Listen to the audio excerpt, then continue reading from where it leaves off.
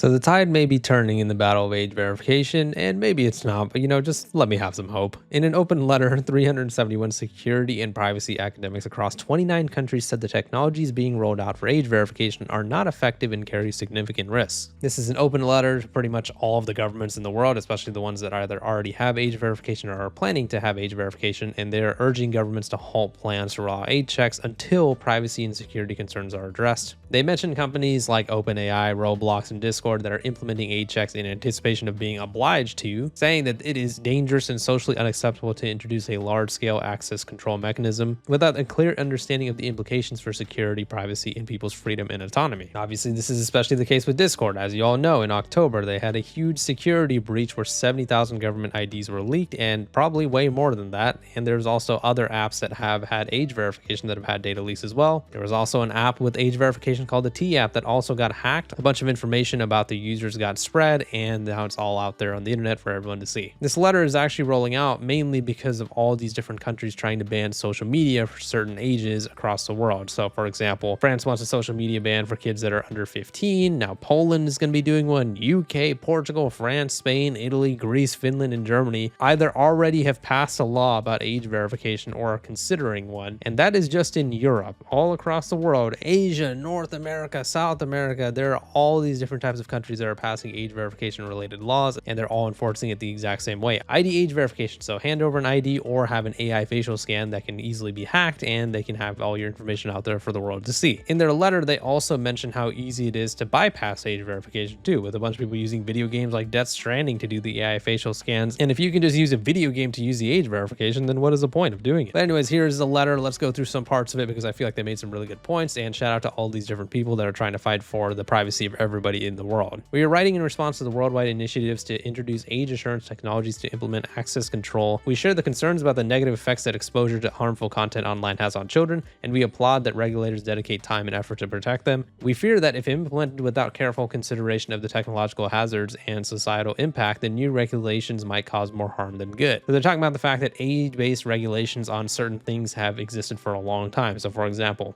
preventing minors from going to casinos, buying alcohol. However, when you go to those places and try to get those types of services, usually there's an employee there that will just look at an ID document. They'll just check your driver's license or check your ID to make sure you're old enough to purchase alcohol or to go into a casino. Rarely will they ever look at your records and like take a photo of it or write it down or something like that. You don't have to worry about them having very sensitive information about yours. They usually just give it a quick look with their own eyeballs and they're like, all right, cool. You never had to worry about an AI facial scan happening and your information being stored in some sort of database, and nor did you have to worry about you having to literally hand over an ID, a photo of an ID or a passport or something like that, just to be able to use social media, to be able to use a certain website with all the full features that you used to have before. Nowadays, you have to hand over an ID to do that in so many different countries across the world. It's not just the UK, it's not just Australia, it's happening all around the world. As we talked about earlier, they mentioned the fact that age assurance checks are easy to bypass, as evidenced by current deployments being circumvented using VPNs, bought or borrowed credentials, or props or AI-based tools like deepfakes or AI-generated profiles. Yes, that's correct. People are literally using AI to bypass AI facial scans and AI facial age checks. That's how flawed the system is to be able to verify the age of a child. And hopefully they do mention this somewhere in this article or this letter or whatever, but it should just be the parent and guardian's job to make sure that their kids are safe on the internet anyways. Why the hell would we all, even all of us adults, have to be forced to put in our ID or AI facial scan to be able to use social media just because there are parents and guardians out there that can't parent their children properly? Why the hell should we all be punished and lose all of our privacy because there's just bad parents out there? It's just really stupid. Age assurance checks not only might be ineffective, but can actually diminish safety online by exposing users to malware and scams when they resort to alternative services that do not implement age verification,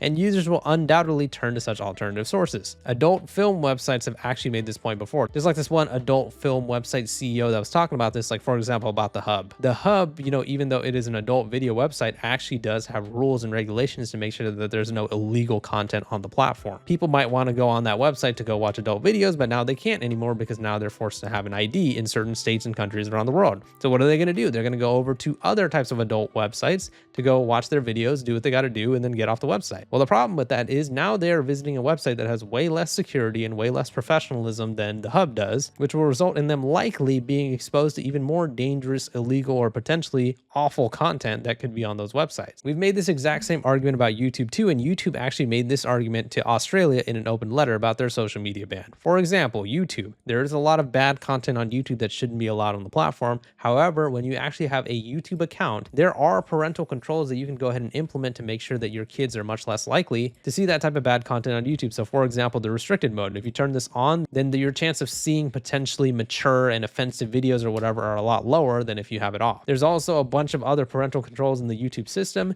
and through YouTube's Australia social media ban, if a kid doesn't go ahead and give over an ID or an AI facial scan to prove that they're over 15 or 16, whatever it is in Australia, they are not allowed to have an account on YouTube, so they have to use YouTube while they're logged out. Now, obviously, as we just discussed, if you use YouTube while you're logged out, you're actually going to be way more likely to be seeing bad videos on YouTube, stuff that a kid that age shouldn't be seeing. So not only is age verification ineffective in terms of how inaccurate the AI facial scans are or how dangerous handing over an ID is, but it's also actually exposing kids to even worse content than they would see if they were actually having an account with all those parental controls on. So they're saying that they're writing this letter to call for a moratorium on, oh my God, I don't even know what that means. Okay, my dumbass had to Google that. It means a temporary prohibition of an activity on deployment plans until scientific consensus settles on the benefits and harms that age assurance technologies can bring and on the technological feasibility of such a deployment. Two critical issues have not been addressed: whether age assurance is efficacious and what the potential damages to general security and privacy are. We believe that it is dangerous and socially unacceptable to introduce a large-scale access control mechanism without a clear understanding of the implications that different design decisions can have on security, privacy, equality,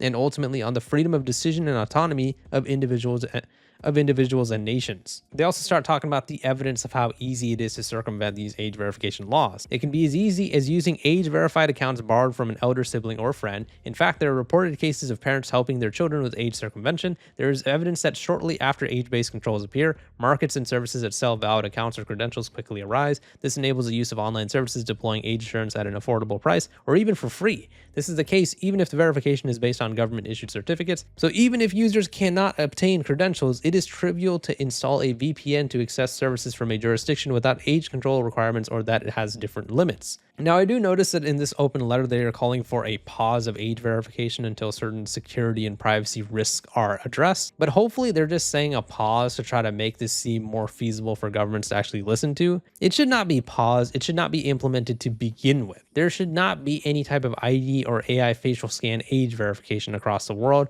or on any type of social media, because that is just super invasive and it just forces everyone to hand over very sensitive biometric data that all these governments and companies can use, harvest, and sell our data, share it with each other as they've been exposed of doing. And it just puts us all at such a risk of like a huge data leak. And it's not just like a data leak of like, oh, you went to this website and now your email address is out there. No, it's like, okay, here's your real face and your ID and your date of birth and literally all the information about you. Good luck. I mean, that type of stuff is just really scary for the potential of that to happen. And it already has happened, which is the scary part. Like we talked about with Discord and the T app, we've talked about other data leaks that have happened recently. If you guys have seen my recent videos about Persona, they've had some leaks where like a lot of the users of their service, their information was just on some website somewhere completely just free for anyone to see. ID Merit is a third-party vendor that handles a bunch of ID age verification information. They had a huge leak as well with over 1 billion personal records being leaked. And still these companies want us to just go ahead and hand over age verification? I don't think so. That's not going to happen with me. And I'm sure with a lot of you guys aren't going to hand over your age verification either. So I just want to give these guys a huge shout out. Shout out to all these scientists and academics for actually going ahead